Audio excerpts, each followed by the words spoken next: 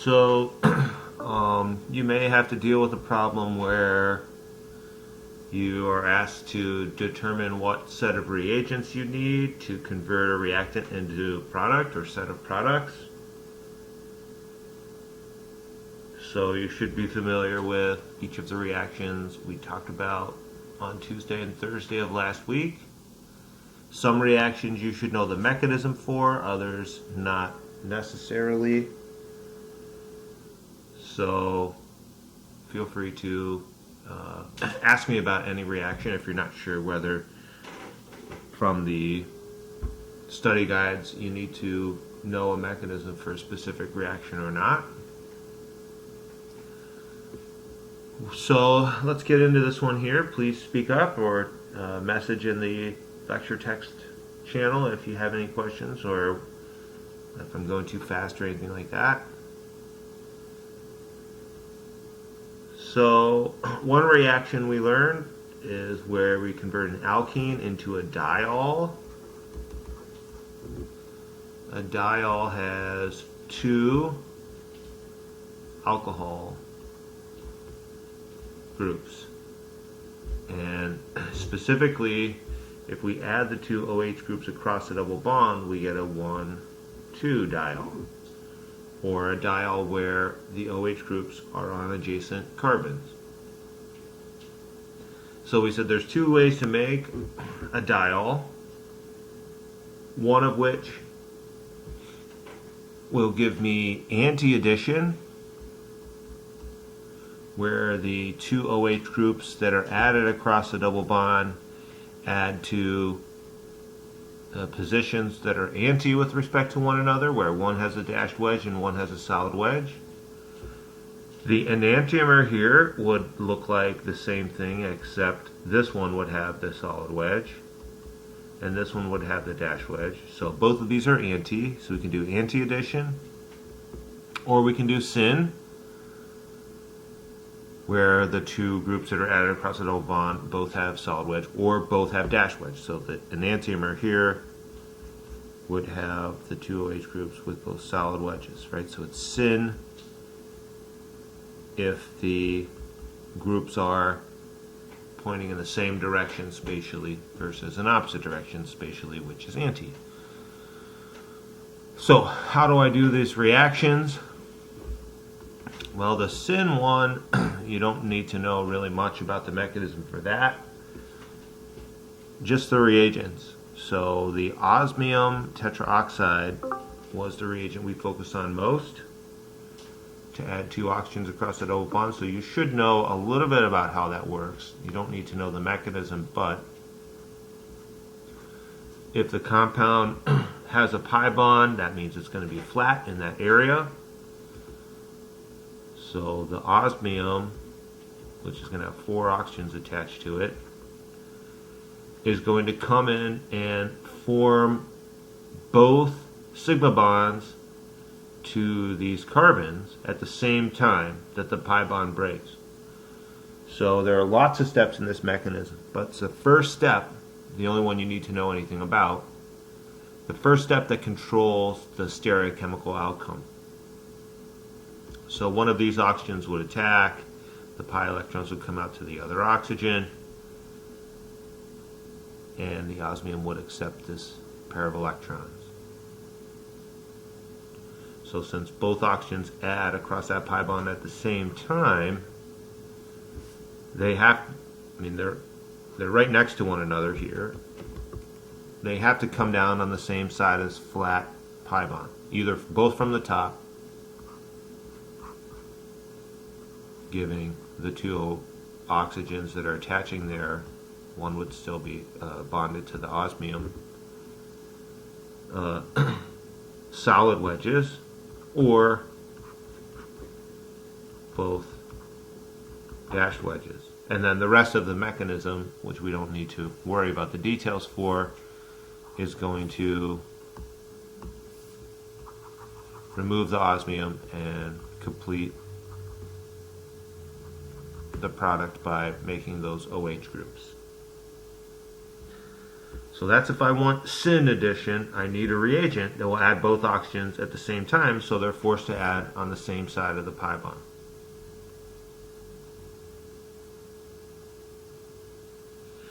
If I want the anti-addition, oh wait, also you can also use potassium permanganate here, but you have to specify that you're going to do it at a low temperature, because let me actually get rid of this and reopen it, because sometimes there's a glitch there with this writing tool.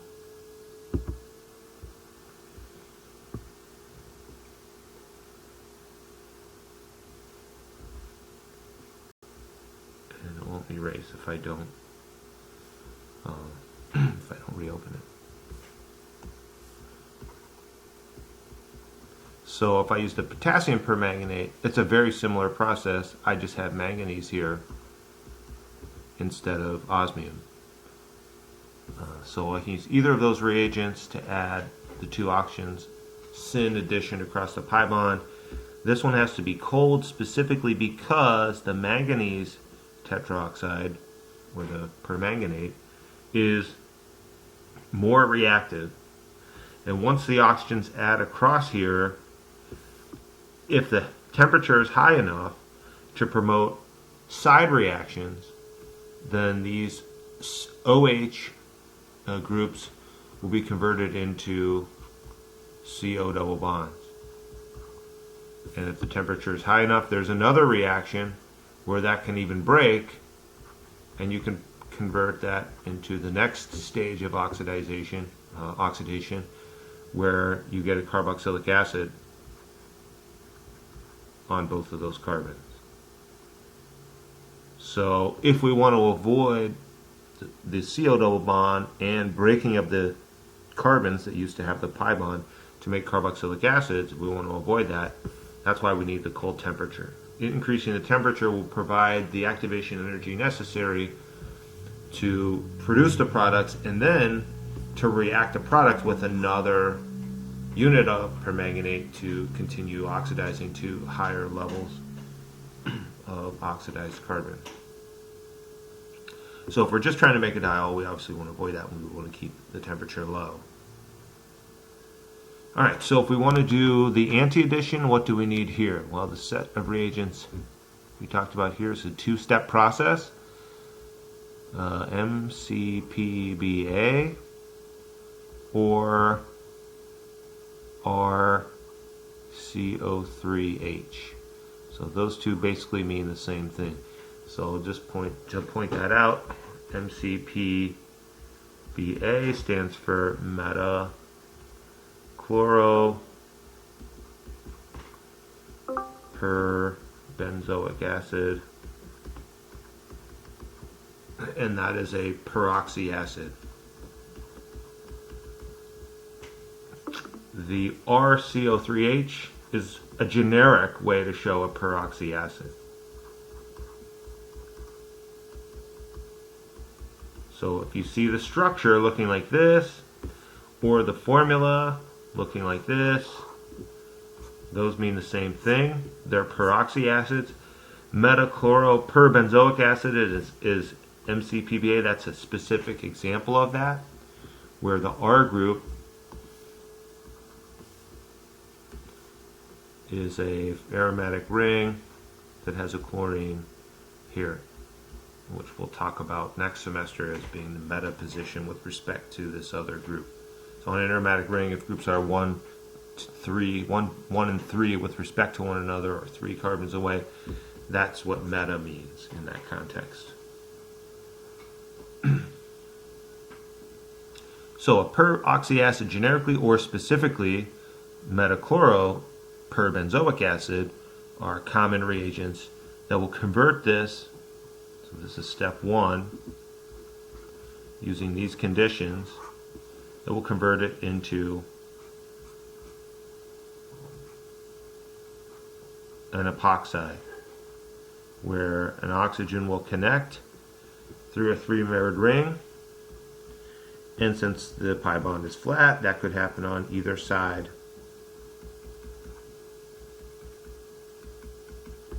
of the pi bond, either with the oxygen coming in from the top to make solid wedges or from behind to make dashed wedges. So that's the first set of conditions there. After that, we add H3O plus and water. So this is the only part of this question that I might ask you to draw the mechanism for. So the peroxy acid reaction that forms the three-membered ring is a little bit different from what we've worked with. So I don't expect you to be able to draw that mechanism step by step.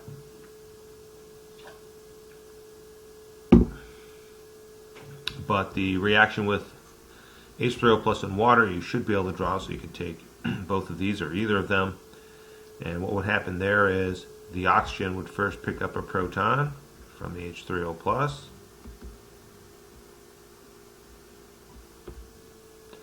That would protonate the three-membered ring, which is already a decent electrophile because, oops, there's a proton here. Even before it's protonated, the ring strain associated with the three-membered ring makes these sigma bonds a little less stable than normal. But still, to have one of these electron pairs swing out to the oxygen would create an unstable carbocation. It would create a full negative on an oxygen. So it would take a really strong nucleophile to come in here and open that up to create the strong unstable negative on the oxygen. So unless we have a really strong nucleophile, we don't expect that to happen. And in the presence of water, which is a weak nucleophile, that wouldn't be the correct mechanism. So first the oxygen will be protonated to make it positive. Now it's really unstable, so I want to look at these two carbons here. Right now they're both secondary carbons. So they're roughly equal in their ability to stabilize a partial positive if these electrons start to swing out to the oxygen. And so they will have roughly equal quantities of partial positive there. So the water could attack either of those sites with equal probability. So just make sure you understand it could attack either one. I'll just randomly have it attack here. Open up the ring.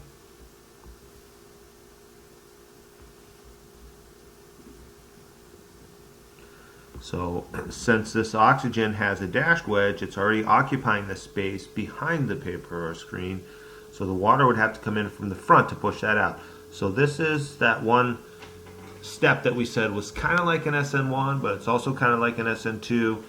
It's like an SN1 in that the bond may start to break prematurely, creating almost a carbocation, but not fully, to attract the nucleophile in. But it's like an SN2 in that the bond of the leaving group here, it doesn't totally break. So since it doesn't create a full carbocation, the O of the water can't come in equally as often from the top as the bottom. It has to come in from the back side from where the leaving group's leaving. And there are a number of reactions where that's the case. So when that attacks on this carbon here, it would end up with a solid wedge. It has to come in from the front, specifically if the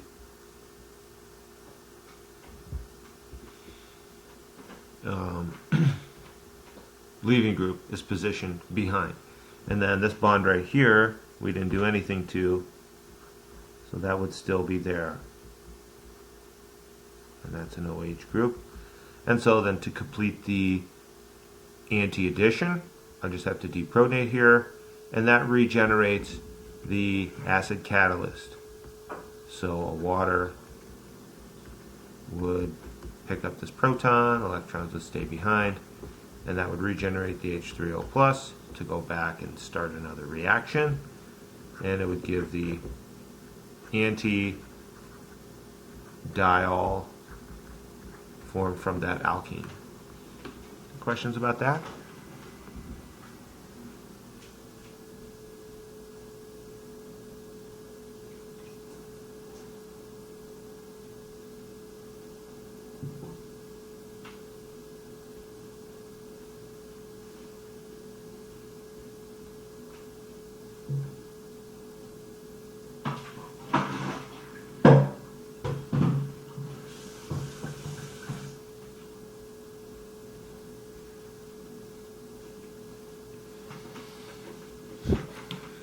right?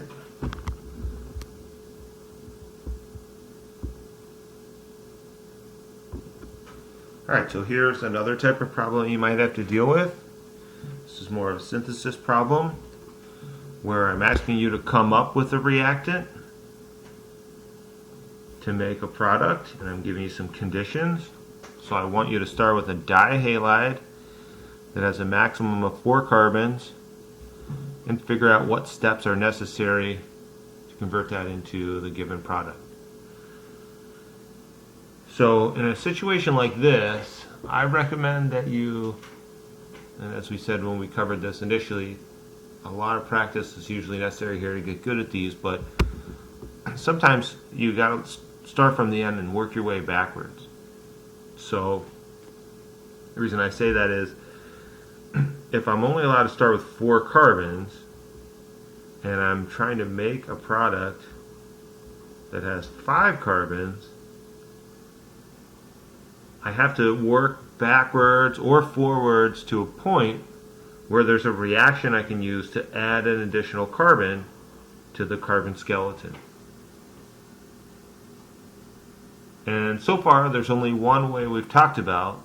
Next semester there will be many more, which is going to make things more difficult, but for now there's only one way we've talked about to extend the carbon chain, and that is to make an alkyne nucleophile and have that attack some number of carbons, it's got to be a primary carbon, with the leaving group to push out the leaving group in an SN2, which produces,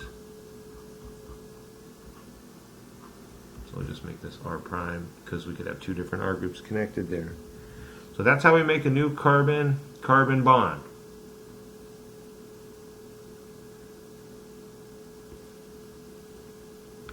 So if I have a dihalide and I know I have to make an alkyne so I can use it as a nucleophile to attack an R group and push out a leaving group to extend my carbon chain from 4 carbons to 5, I can be pretty sure I'm going to use the dihalide and set this up to convert the dihalide into the alkyne.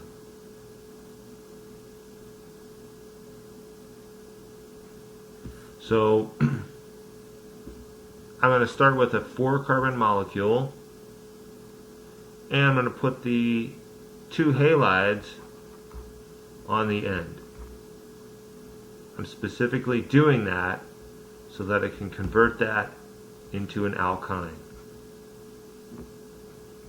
with 1, 2, 3, 4 carbons. So then I can take that alkyne, make it a nucleophile, and add another carbon to make it a 5 carbon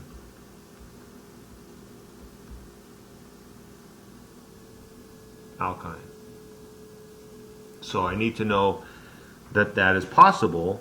I need to know enough about the reactions we've covered to be able to get from point A to point B and then all the way to the product. So once I see that this reaction is the key step that's going to extend my carbon chain from 4 carbons to 5, I can think about how am I going to get from the given reactant, or given limitations on the reactant, to an alkyne so I can extend the chain, and then how do I get from an alkyne to the product that's shown.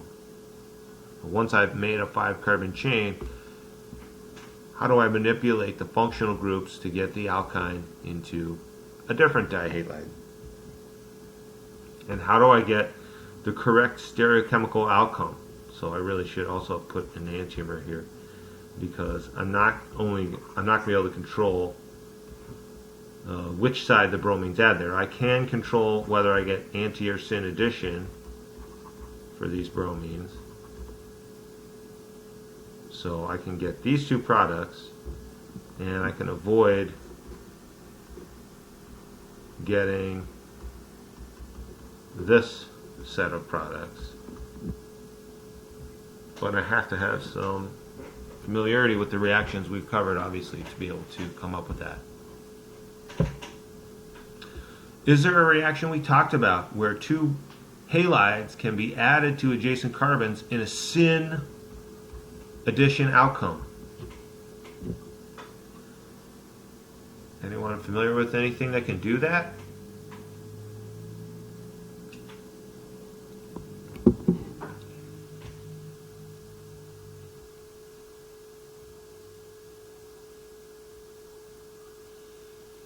You may be drawing a blank because we didn't talk about any way to do that. We talked specifically about if I have an alkene, adding Br2 and carbon tetrachloride was the main solvent we used if we didn't want water involved in attacking as a nucleophile, but only a bromide attacking as a nucleophile. That will do anti-addition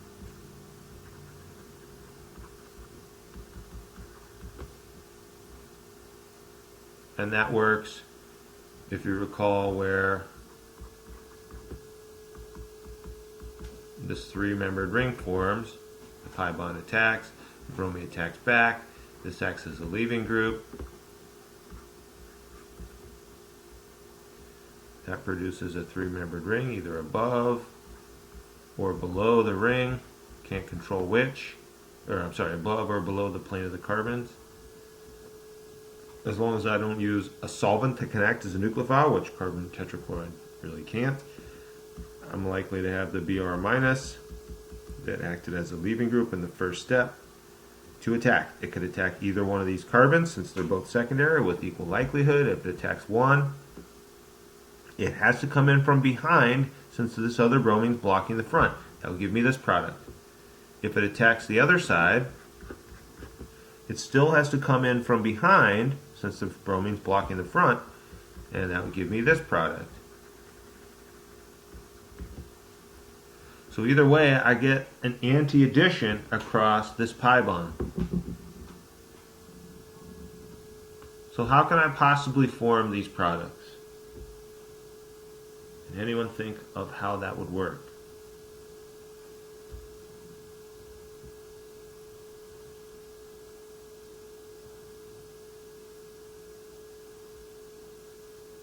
Well, I have to understand that I'm not necessarily starting with this alkene. If I had to start with this alkene, I can't make these products from any of the reactions we've talked about. Very good, Akua. Yes, I'm going to have to think about rotating one of these bonds to get the bromines into an anti position. I can only add bromines across anti. If I want them to come out as if they were syn, I have to understand that rotation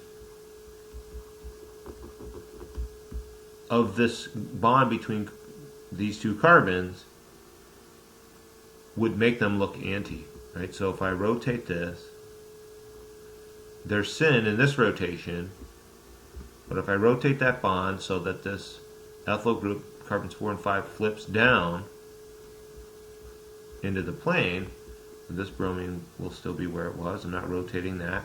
And this is another situation where it might be helpful to make a model. You're welcome to do that on the exam, during the exam. If I rotate this bond to flip the ethyl group down here, the bromine will flip up, but it'll end up behind. And again, it's much easier to see with the model. If I do the same rotation here, I would also end up with an anti-addition. So the fact that I can't add two bromines across in a syn addition, but I can add them anti, tells me that this will only work, right? These two are the same structure, just rotated, different rotational conformations. So if I make this one, it'll rotate and become exactly equal to the other. So if I want to make this product, I've got to make this one. And that means to get the anti-addition, I have to have had started with a cis double bond versus the trans double bond. If I start with the trans double bond and I do the anti-addition, I'm not going to get the products that I've been asked to make. If I start with a cis double bond and I do an anti-addition to make these two products, just by rotating the bond, it'll create the products here that are shown. So now I have to figure out what reagents I need.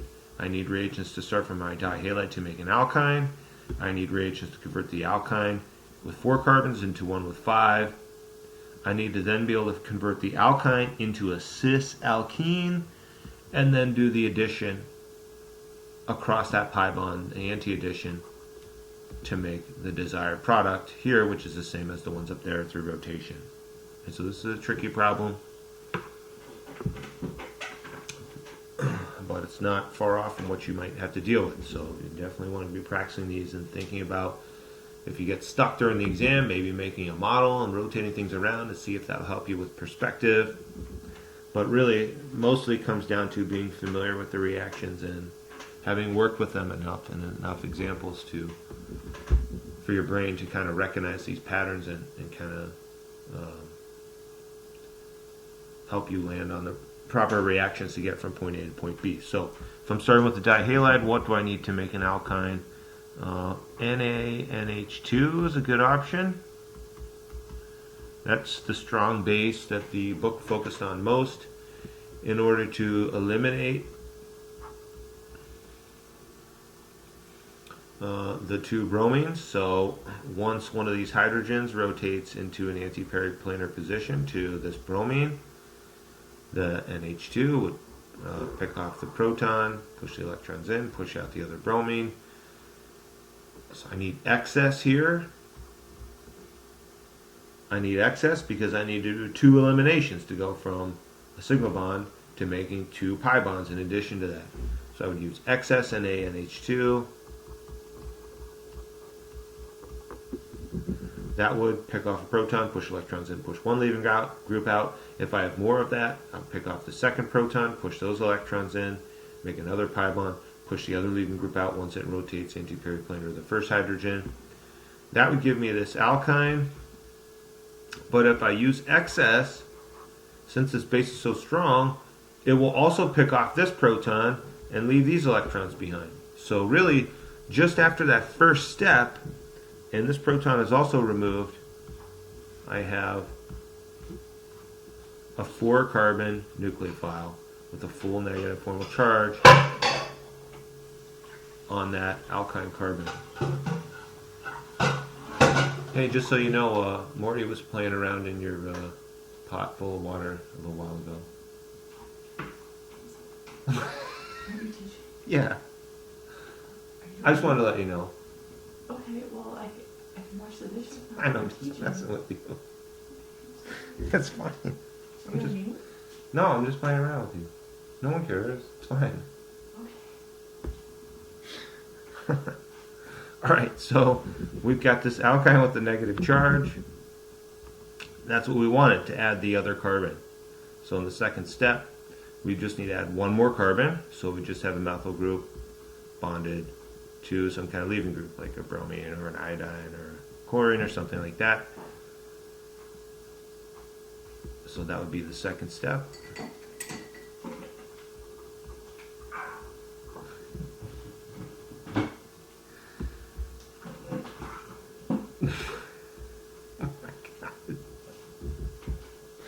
So that attack would push out the leaving group. That would add my 5th carbon to the chain. So then what do I need to convert the alkyne into a cis alkene? Anyone know what we need there? Melissa? You're not teaching. I am teaching right now. I'm messing with you. It's fine. It's just a review session. Are people there? Yeah, there's some people on. Why is no one answering? Oh, they prefer usually to type their messages in the chat than to unmute and talk about anything. Does that answer your question? No, Amy just said hi. Cindy is typing something. Ooh, Aniko is typing something.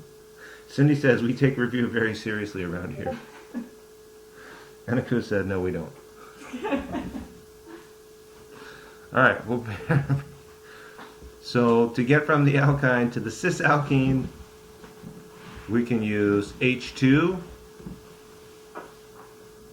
H2, and we need a metal catalyst. The metal catalyst will absorb the alkyne and the H2 and facilitate the addition of the H2 across the alkyne. But we don't want that to happen twice to go all the way down to the alkane. So that's when we use the Lindlar catalyst instead of the standard platinum, palladium, or nickel catalyst. And that will catalyze the addition of one hydrogen across the pi bond, and they will come in on the same side, whichever side of the alkyne sits down on the surface of the catalyst. But once that occurs, the Lindlar catalyst will not continue a second hydrogenation or a second addition reaction, so it stops there. So that would be my third set of reagents. And then to go from the Cis Alkene and do the anti-bromination, Br2 and carbon tetrachloride. If you left the carbon tetrachloride out, that's fine.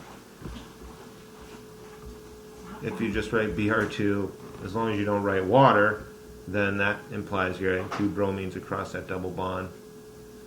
If somehow you wanted to produce the same compound, but where there's a bromine in one position and an OH in the other, then you would use water as your solvent, and that would be a water molecule coming in there and producing the OH in that position. But since that's not what we're looking for,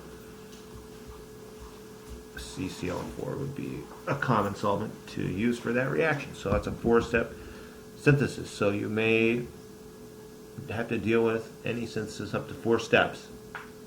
Any questions about that one?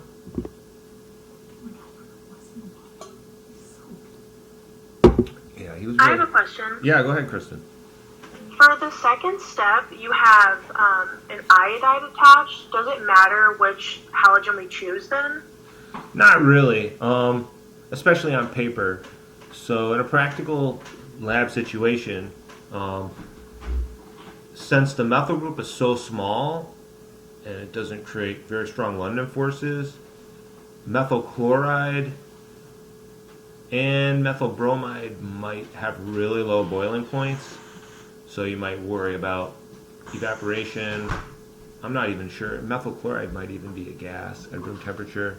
So that just makes it difficult to work with logistically. So the iodine, I think the textbook focuses on when you have a methyl group, especially because the larger electron cloud allows for stronger London forces, so it's just more likely to be a liquid, which makes it easier to work with. But on paper, that's not really an issue. So understanding that a methyl group is what you need with the leaving group is the important thing.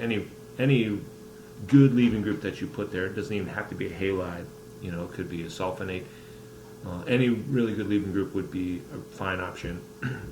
You definitely do want to recognize that the R group here, that the leaving group's attached to, has to be a methyl. In this specific case, obviously, because we're adding one carbon, but more generally, when we think about this reaction, the R group has to either be a methyl or primary, because otherwise, if I have a leaving group like on a secondary position, then instead of acting as a nucleophile and coming all the way in here and pushing the leaving group out and doing the substitution we want to extend the carbon chain, you'd be more likely to end up getting an elimination reaction and just putting that proton back onto the alkyne. So that is one other thing you want to make sure you consider.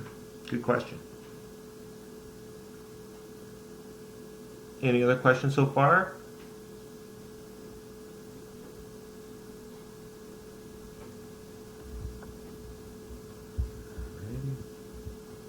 Let's see what else we got here. Oh, here's a naming problem.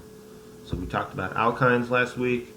Make sure that you can name a structure and or draw the structure from a name. So if I give you a structure and a name, a couple things related to alkynes you want to keep in mind. One is you want to give the alkyne the lowest number possible when numbering the parent chain. So you want to find the longest chain of carbons here, which is 1, 2, 3, 4, 5, 6, 7, 8. So my parent name will be Octyne. There's a triple bond in the parent chain. The parent chain has 8 carbons, so it's octyne. The triple bond, if I number in this direction, 1, 2, 3, 4, 5, starts on 5. If I number from the other direction, 1, 2, 3. So I want to number from this direction.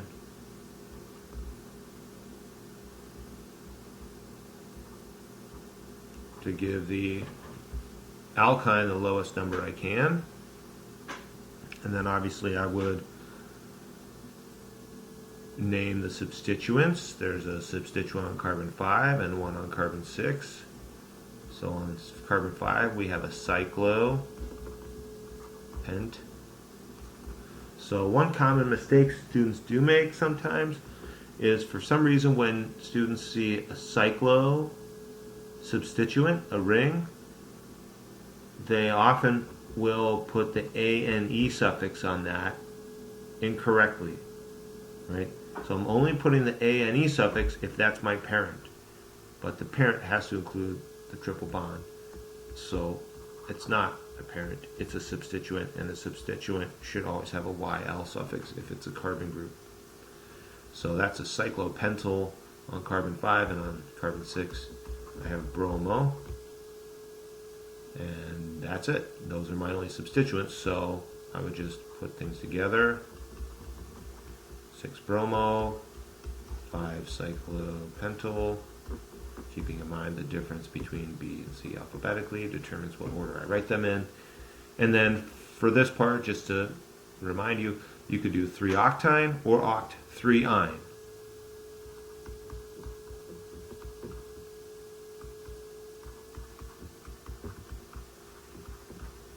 Either is totally fine. For a triple bond, there's obviously no E or Z configuration like there is on a double bond, right? There's 180 degrees there. If you draw a triple bond, try to make the angles 180 rather than the zigzag angles that are closer to 120, because the angles on a triple bonded sp hybridized carbon should be really close to 180. So what's missing here from my name? Anything, or is it good?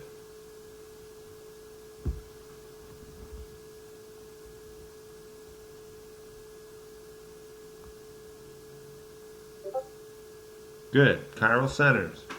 We have a chiral center carbon 5, because there's a cyclopentyl group. There's a hydrogen that isn't shown. There's the triple bond, and then there's carbon 6. That's 4 unique things attached to 5. Same thing at carbon 6. There's a hydrogen here, an ethyl, a bromo, and the rest of the structure. So we've got 2 chiral centers, which means we need to communicate on carbon 5 whether it's RS, as well as on carbon 6 whether it's RS configuration. So we'll just talk about that quickly. On carbon 5, let's take a look at that. Carbon 5 has a hydrogen coming out at me. It has a cyclopentyl pointing away. It has this carbon 6, and it has carbon 4. So there's a carbon at 3 of those things, and there's a hydrogen. So hydrogen obviously is the lowest priority. It has a lower atomic number than carbon. So for the other 3 groups, I have to figure out how they prioritize based on what elements are attached to them. So here I've got a hydrogen, carbon, carbon. On carbon 6, there's a bromine. So even if the other 2 groups were both hydrogens, the bromine has a higher atomic number than anything bonded up here. So that's going to be a higher priority than what's going on here. I'll also look at 4. 4 has a triple bond to 3. So yeah, carbon 6 has the bromine. The other ones just have carbons and hydrogens. So carbon 6 here is going to be my top priority. Bromine has a higher atomic number than carbons or hydrogens. So then between the other 2 sites attached to that chiral center, this one has 2 carbons and a hydrogen. This one has 1 carbon, but it's bonded to it 3 times. So that's the equivalent of as if it were bonded to 3 carbons. So this one is as if it were bonded to 3 carbons. This one is as if it's bonded to 2 carbons and a hydrogen. So that makes this my second priority, and this is my third priority. So when the fourth priority group is pointing out at me, and I go 1, 2, 3 counterclockwise, that is R. Counterclockwise normally S, but if the fourth priority group is pointing toward me instead of away, I have the opposite situation. So that's my analysis for carbon 5. Looking at carbon 6, it's bonded to a bromine. It's bonded to carbon 5, which has a hydrogen, a cyclopentyl, and carbon 4. It's bonded to a hydrogen that's pointing away, and an ethyl group. So this one's easier to prioritize. Clearly, the bromine has a higher atomic number than carbon or hydrogen. The hydrogen has a lower atomic number than carbon. And these 2 carbons, one's bonded to 2 carbons and a hydrogen, the other's bonded to 1 carbon and 2 hydrogens. So that is a difference that I can recognize and prioritize. So here, the fourth priority group is actually pointing away. So when I go from 1 to 2 to 3 in a clockwise fashion, with the fourth priority group pointing away, that also turns out to be R. So in this particular case, they both happen to be R, and so the full name would be 5R6R, 6-bromo, 5-cyclopentyl, 3-octine. Usually you all do quite well on the naming questions, so that should be good.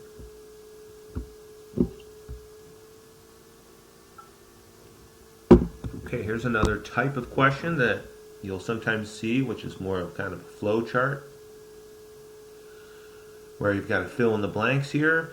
I would give you instructions to put in reagents where necessary if there's a box over an arrow, and compounds where necessary if there's a box showing a reactant in a reaction or a box producing a product from a reaction.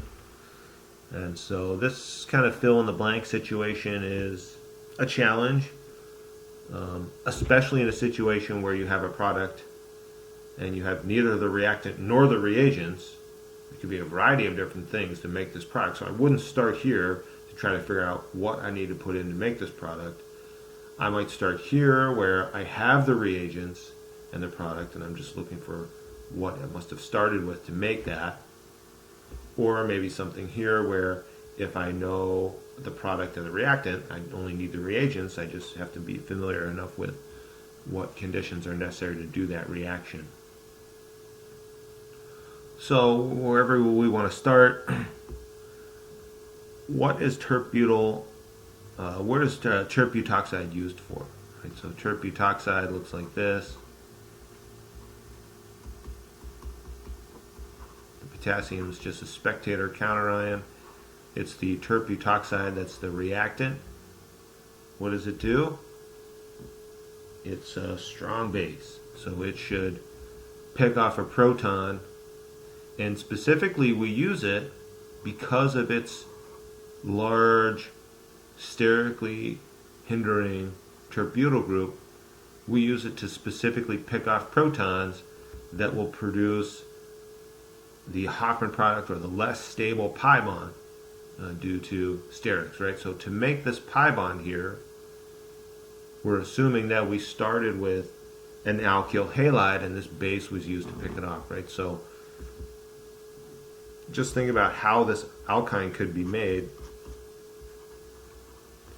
It could have been made starting with a bromine here, or it could have been made starting with a bromine here. Either way, if I use a sterically hindered base, I'm going to get this product. Because if I start with the bromine here, even though picking off this beta hydrogen, so the bromine would have to be anti-periplanar to it, if that were to occur, it would produce a more stable alkene because it's more substituted with carbon groups versus hydrogens. But if I use a sterically hindered base, it wouldn't go for that hydrogen because of the sterics that occurs in a transition state would make that unstable during the collision. So it would still go for the hydrogen that's anti-periplanar on the side with more hydrogens where there's less sterics. So if this base comes in here, pushes electrons in, push out the leaving group, that would give me the desired product. So I could start with this as my reactant in this box. Can I start with this as the reactant in that box? I could think about it. If the terpetoxide were to collide with this structure, this bromine is on a beta carbon, so there is, or on a primary carbon, so there is a risk that the nucleophile could come in directly and push it out in an SN2. But with the sterically hindering group there, it's probably going to make it difficult for the oxygen to make it all the way in to the carbon and act as a nucleophile, even if it's a primary center and there's not too much steric. So I probably wouldn't predict that as the major product, although it would probably produce some substitution product. Alternatively, if this bromine were to rotate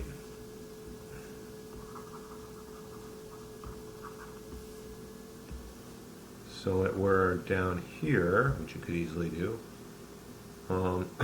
it would have to rotate into a position that's beta with respect to one of these protons. I could imagine, I mean, there's only one beta carbon, so there's only one beta proton I could imagine picking off and pushing that leaving group out, and that would also give me the same product. So I could imagine either of these reactants belonging in this box. And either could be a correct thing to put in that box if this were the only reaction in play, but we also have a reaction down here. So whatever of these two substances I put in this box, I have to be able to think of reagents that will allow me to convert it into this other substance. And so that tells me that this is going to be the easiest choice.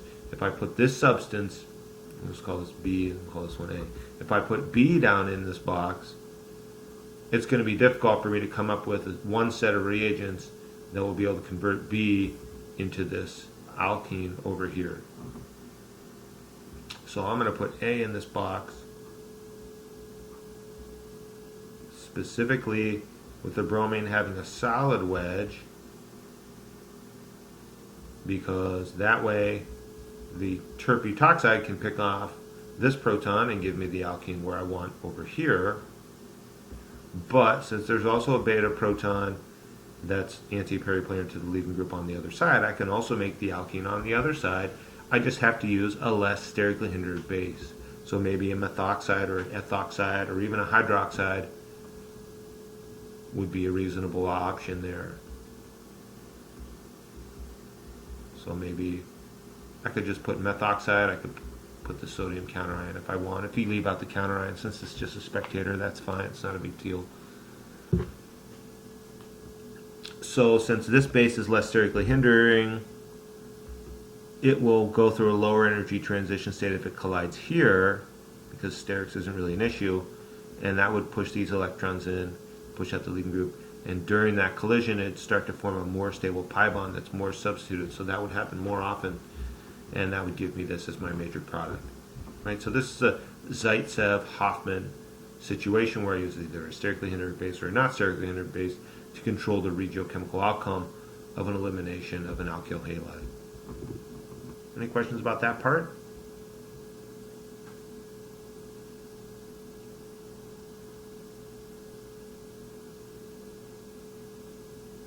Alright, so next I have a reaction here. So this one looks like maybe I should be able to come up with some reagents to convert an alkene into an alcohol.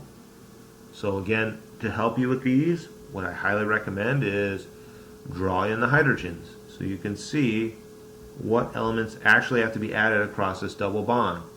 So there's a hydrogen here that was already there. I don't have to add that in. I do have to add the OH obviously to this carbon.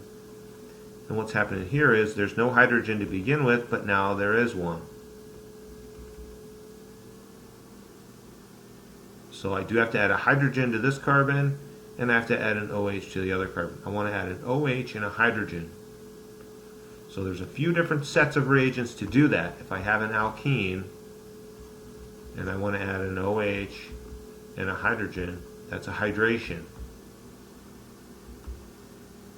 I could do a Markovnikov hydration, I could do an anti-Markovnikov hydration, I can do a syn anti-Markovnikov, right? So I have to look at the stereochemical outcome here as well as whether it's Markovnikov or anti-Markovnikov, which is a regiochemical consideration. So what I'm seeing here is the hydrogen I'm adding is adding to the carbon that didn't have any hydrogens. That's anti-Markovnikov.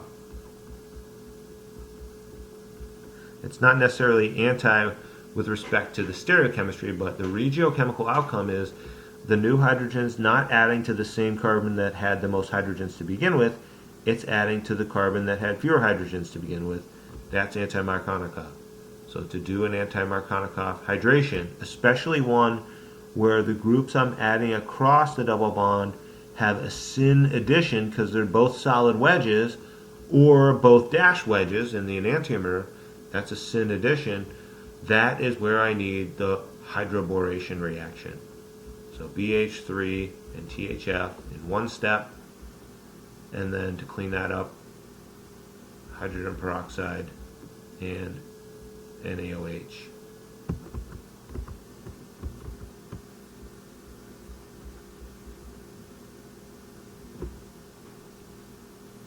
That's the only set of conditions we have that will do hydration specifically and put the OH and the hydrogen in an anti-Markovnikov addition that also gives them the same spatial positioning on the same side of where the pi bond was.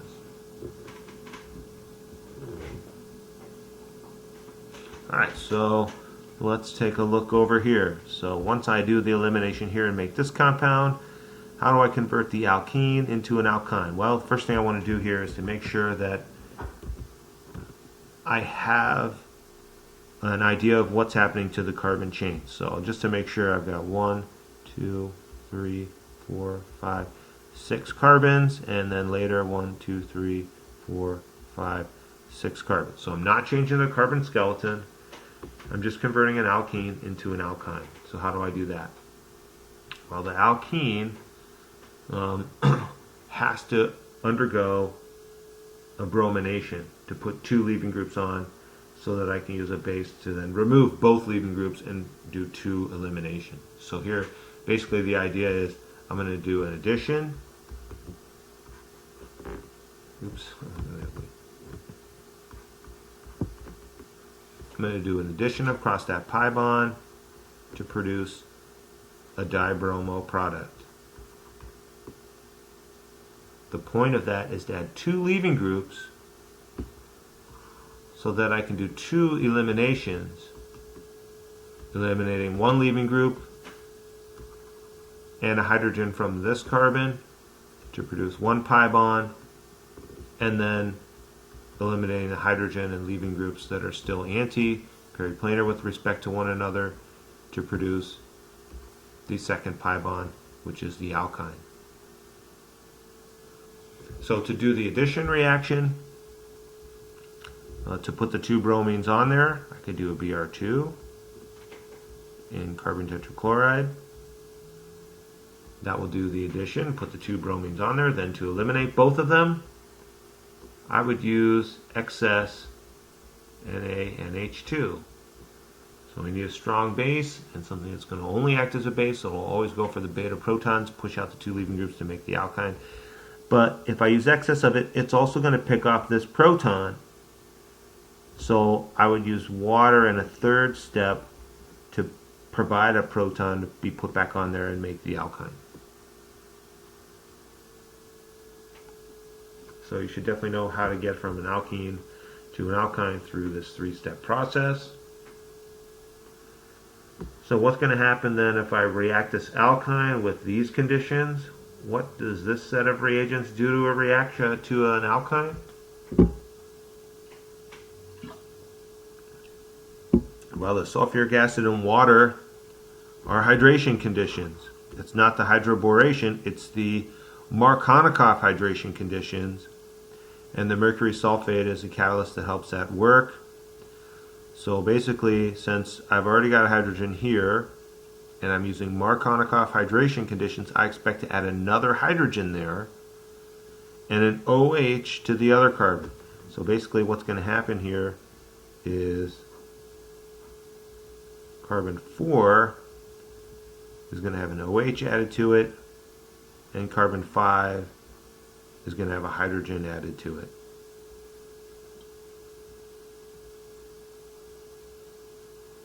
So this is what I would expect to see if I do a Markovnikov hydration across carbon 4 and 5 using acid-catalyzed Markovnikov hydration conditions. Is this the final product here that I expect? Anyone have any ideas about that?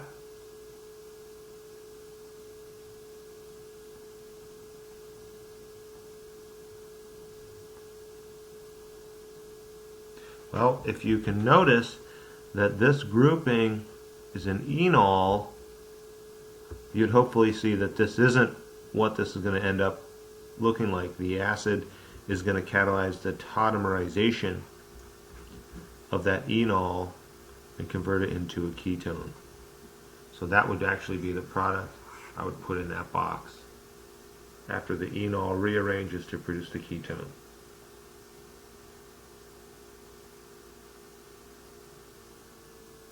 Alright, so then the last part of this, here I'm seeing I need more carbons. So I started with 6 carbons on this molecule. Here I want to make 1, 2, 3, 4, 5, 6. So those are my original 6 carbons, and I have to add 7, 8, 9. I have to add 3 more carbons. So if I'm already starting with an alkyne, I really just need to add 3 more carbons onto the end of where that hydrogen used to be. So I need step 1 to remove the hydrogen. And I really need NH2 minus for real here to remove that hydrogen, because the negative charge left on a carbon is really quite unstable. So I need even more unstable negative charge to be able to make that equilibrium favor the negative charge on the carbon. And the only reason we said that it does is because it's in a more compact sp orbital versus the sp3 orbital of the NH2 negative. So this is the base you would definitely choose to pick off an alkyne proton, make carbon 5 into a nucleophile, and now I need to add 3 more carbons, so I would use a propyl with the leaving group. Propyl bromide, propyl iodide, propyl chloride, propyl sulfonate. Any leaving groups you do, because once this hydrogen is gone, and the lone pair will attack this primary carbon, push out the leaving group, and when this carbon attacks this carbon to push the leaving group out, they'll have a new carbon-carbon bond, and that will make my product. Questions about anything there?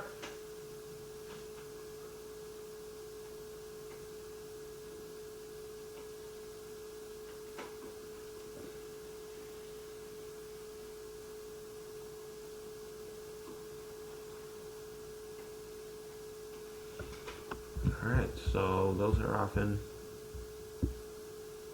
pretty challenging to students, so I came up with one more.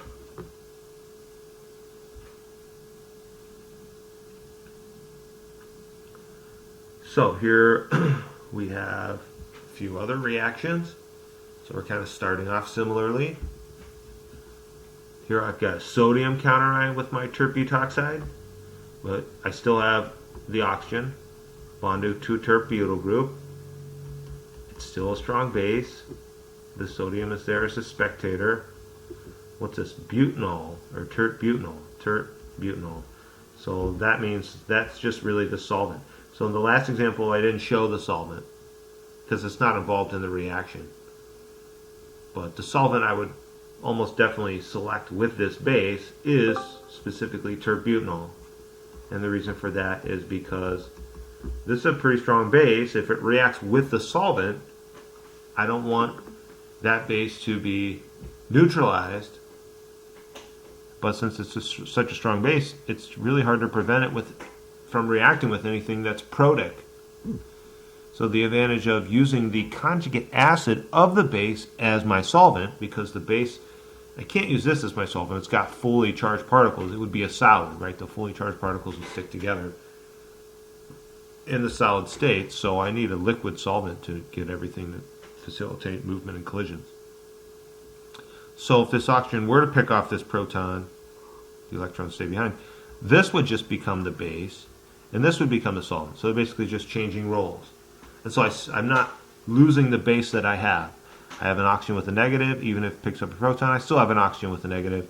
And I have it attached to this highly sterically hindered group so that it will specifically make the less substituted alkyne, the alkyne that involve picking off a proton from the more sterically hindered position. So here I could write my reactant like this. It doesn't really matter whether the bromine has a solid wedge or a dashed wedge here.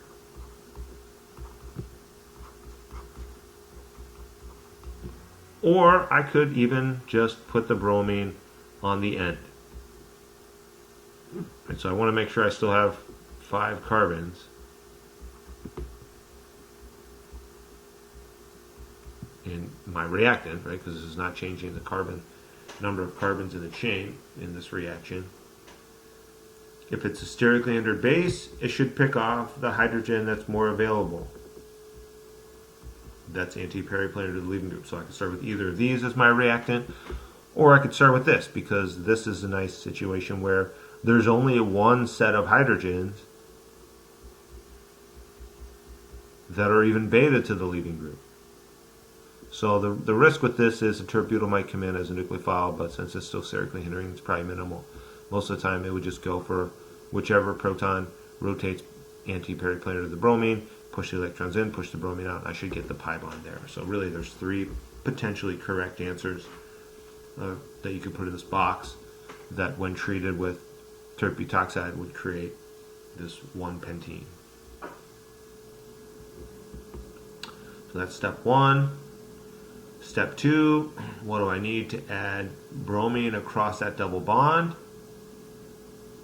In this case, if I add a bromine to both carbons, I only create one chiral center, and since the pi bond is flat, this bromine could come in from the top or from the bottom, and so I get that plus its enantiomer. But that would simply be a Br2 with carbon tetrachloride. I just want to add 2 Brs across a double bond. Those are the conditions. So that one's not too difficult to remember, since the reagent is basically telling me what 2 things I want to add across there. So once I have the dibromo compound, now I want to make an alkyne, and I want to extend the carbon chain from 1, 2, 3, 4, 5 carbons to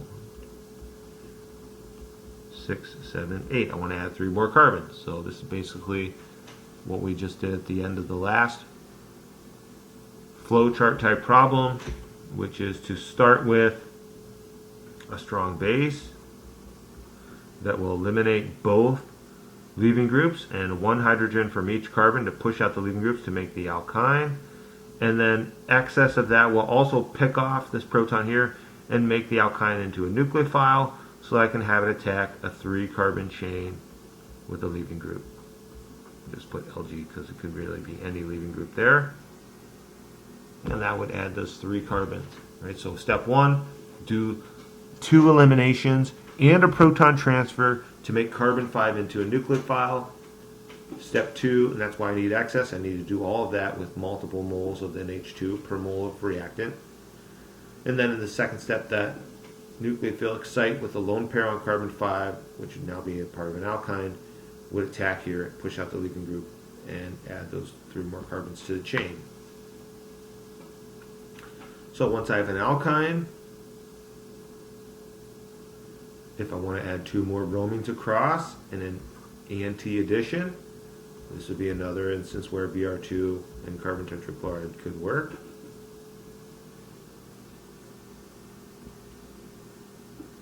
If I want to make the alkyne with 8 carbons in my chain into a cis alkene.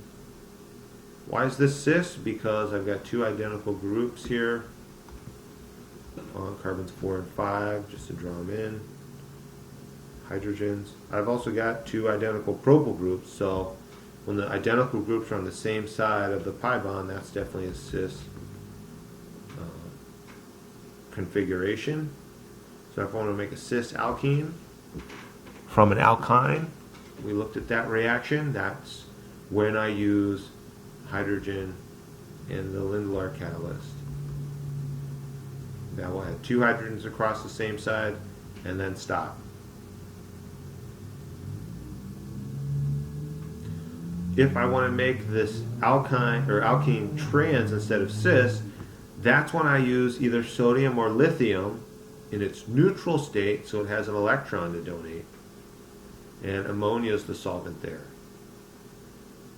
So let's just go through that reaction mechanism. I might ask you about that. Right, so if you recall,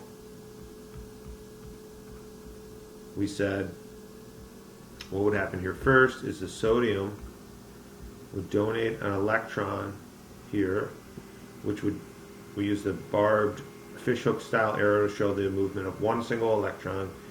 That would join up with a single electron from the pi bond, and the other electron from the pi bond will go to the other carbon.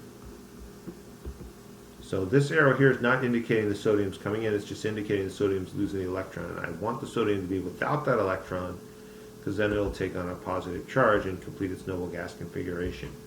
So this molecule will become quite unstable in this moment as, actually let me draw it differently.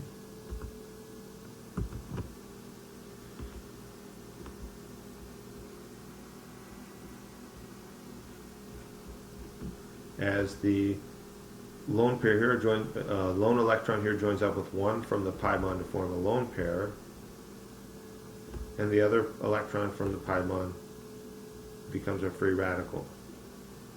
And we said due to sterics and repulsion of the electron clouds, the electrons that are not bonded to anything repel and get across from one another trans, and the larger R groups get across from one another to avoid repulsion as well.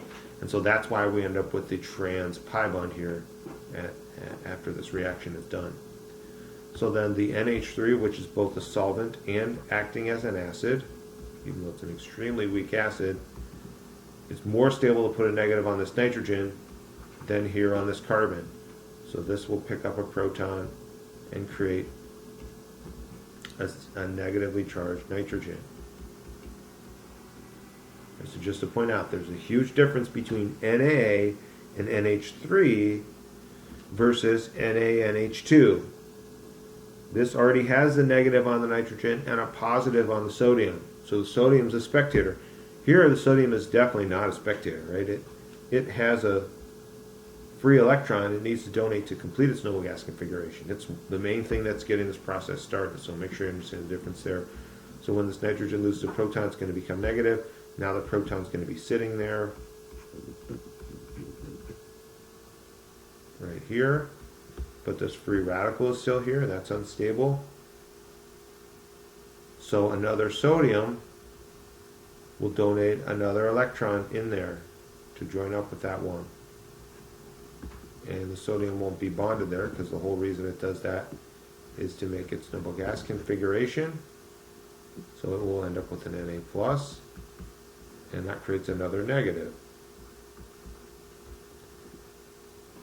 And so another NH3 will protonate this just like the last one. Pick up that proton, electrons stay behind, and so that gives the product, which is that 8 carbon chain with a trans alkene in the middle instead of the cis. So make sure you understand the conditions necessary to convert an alkyne to a cis versus trans.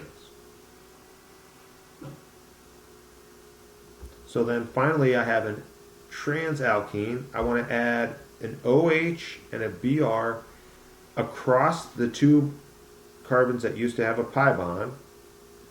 We convert this pi bond into sigma bonds. And I have an anti-addition, not anti-Markovnikov, because I'm not adding a hydrogen, but anti in that the two groups I'm adding are 180 degrees torsional angle from one another, or anti, right? They're not syn, they're not both having solid wedges, they're both dash wedges. They're anti, they have one solid wedge, one dash wedge.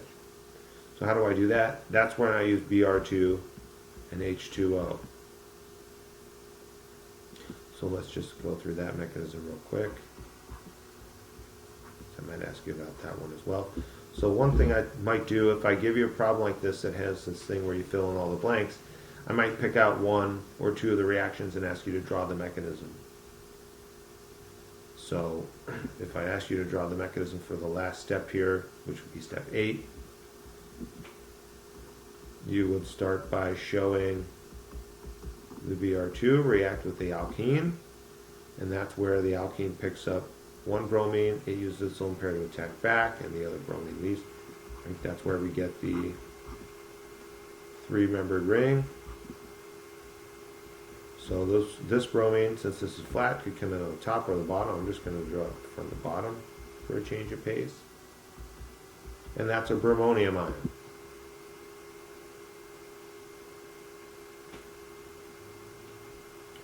Now, since water is my solvent instead of carbon tetrachloride, it's most likely the first thing that is going to be right there ready to collide and open up this 3-membered ring and alleviate the ring strain and stabilize the charge on the bromine. It could attack either carbon with equal probability, which is why I also produce the enantiomer in the reaction. Since these two propyl groups here and here are identical, if the oxygen attacks on one side, I flip the molecule over and it would look as if it attacked the other side. So I don't need to show the oxygen at both carbons.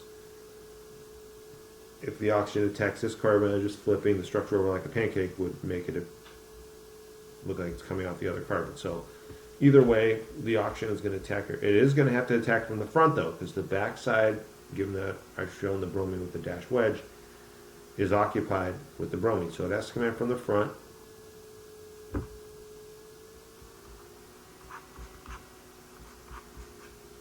And that means it will end up being connected here. And when this attacks, this ring will open up and the bromine will still be connected with the dash wedge, right? So that's why I get the anti-addition. That's why one has a dash wedge, the other is a solid wedge, because it's like an SN2 backside attack where the nucleophilus attack from the opposite side from where the leaving group's leaving. And then the last step would be water picking that off to give the product.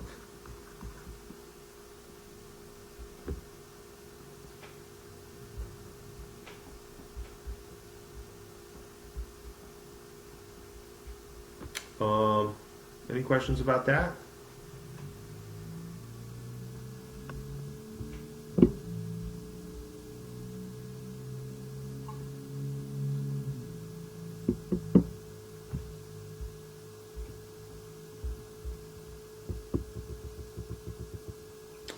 That's all I prepared. think we skipped one.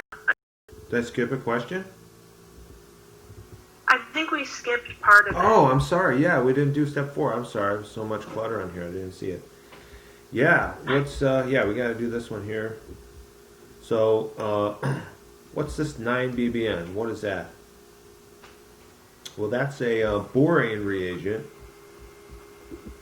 that has, I believe it's part of a bicyclic system where the boron is bonded to this bicyclic structure. The exact specifics of that aren't really that important. The key is that it's quite sterically hindering. And that's what we use on an alkyne rather than just the standard BH3. So the 9-BBN is a substitute for BH3 THF, right? So we talked about BH3 THF in step 1, followed by peroxide and hydroxide in step 2.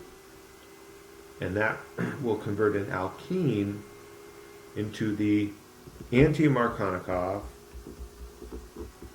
syn addition across the alkene. Here I have an alkyne. I still want to look for anti-Markovnikov syn addition because the 9-BBN basically does the same thing as the BH3. The difference is when the alkyne reacts here, So if I had a hydrogen here in an R group, which I don't, I obviously have two R groups on either side, but if I had a hydrogen in an R group, I would expect the pi bond to attack the boron and the hydrogen to attack the pi bond in such a way where the hydrogen goes anti-Markovnikov on the side where there are fewer hydrogens. That's due to sterics and electronics, right? So as the pi bond comes out here, the pi electrons start to form a bond to the boron. That means they're pulled away from this carbon, creating a little bit of a partial positive there. And so since the R group can help stabilize that through induction and hyperconjugation a little bit, that's why the boron will add to the other side of the alkene over here. And the hydrogen will then bring its electrons in to stabilize that. So that will produce something like this, where the boron now has this big sterically hindering bicyclic system. The point of that is to prevent another boron from coming in and adding across the other pi bond. And so in this reaction with BH3, I can't stop the BH3 from adding across every pi bond in the reactant. And so I don't want that. If I'm only trying to react one of the pi bonds, that's when I select the 9BBN or the diisoamyl borane reagent. Either of those have big sterically hindered group attached to the boron. And so because that group is so sterically hindering, I can't get a second boron to come in there because those two groups start crowding one another out. And so instead of reacting both pi bonds, I only react one pi bond. And so I go from an alkyne to an alkene. But the boron and the hydrogen still add to the same side. So the hydrogen would add to one side. The boron would add to the same side. And I would end up getting a cis, initially alkene. So that would be what I would end up with after step 1. Step 2 does the same thing it did in the other borane reagent reaction, and that is to replace the boron with an oxygen or with an OH group. So that is going to remove the boron and replace it with an OH with a retention of the stereochemical configuration. And so now what I see is an enol. So that's actually not what belongs in that box. If you want to write that in the box, that's fine, to indicate you understand that there's a hydration across one of the pi bonds, but not both, to make a enol. As long as you then show what would happen next would be a tautomerization or a rearrangement to make the CO double bond because it's more stable than a CC double bond. So that would give you CO double bond there.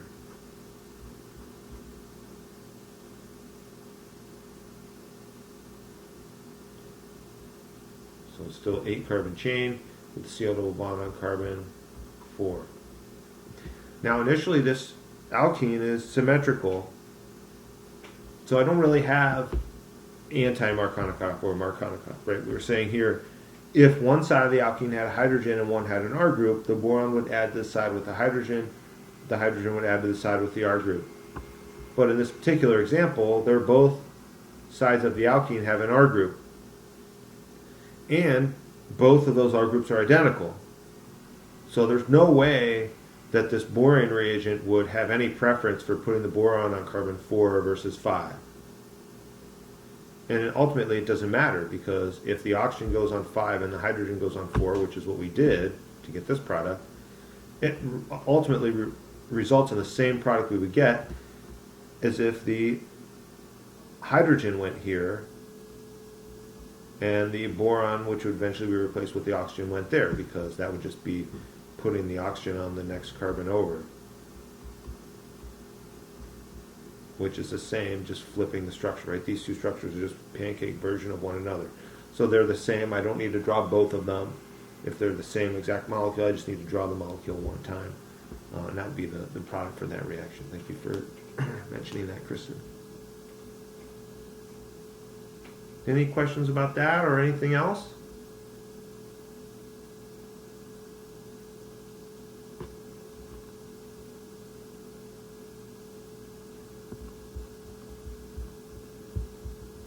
So let me do one more thing before we end. If you do have questions, please feel free to message them. I just want to put a little notation here, just so you're aware of which reactions we've talked about today that I might ask you to draw the mechanism for. So this is an E2 elimination. You might have to draw the mechanism for that. The bromination reaction, you might need to show the mechanism for that. So that's Br2, CCl4. You also might need to draw the mechanism for this reaction, which is an E2, or doing elimination, followed by a proton transfer, followed by the SN2 substitution reaction, where the alkyne attacked that propyl group. I wouldn't expect you to draw the bromination across a triple bond. I don't expect you to draw the Lindlar catalyst mechanism. You might be expected to draw this mechanism, and we did show that one down here before I erased part of it. So you want to be aware of that one. I might expect you to draw the Halohydrin reaction mechanism. And we did that one as well. That's where the water attacks the bromonium ion.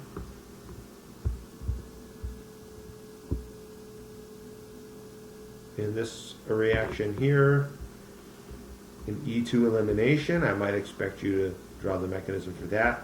I don't expect you to draw the full mechanism for the borane reagent, although you should know how the BH bond adds across the pi bond and why it does so anti-Markovnikov, and why you end up with syn addition.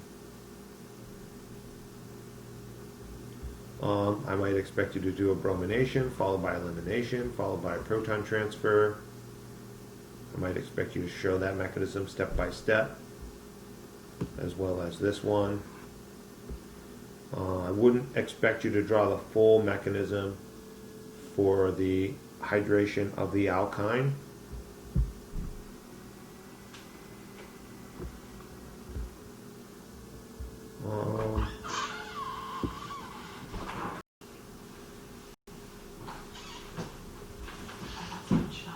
In the synthesis here, yeah, so these reactions we already talked about. Make sure you can draw the full mechanism for those, not this one.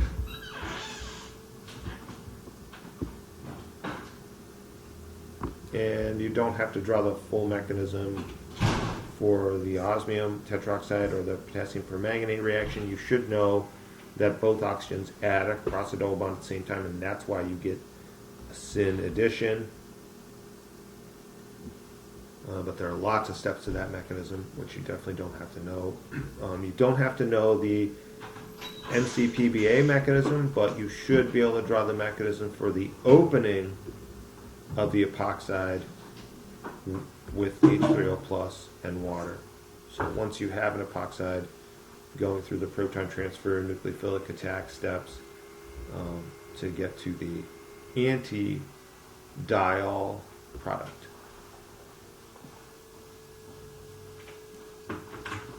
Any questions about anything?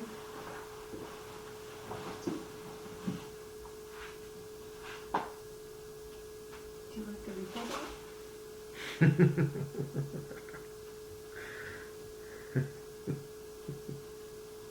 Yeah, I like it.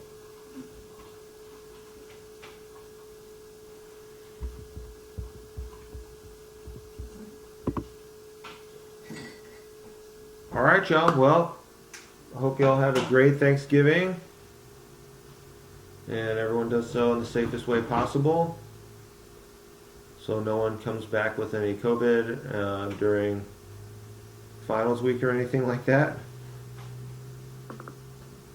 And feel free to message me anytime you have questions about anything. And also feel free to stay on for a few minutes now if you do have other questions. But that's all I had to share specifically.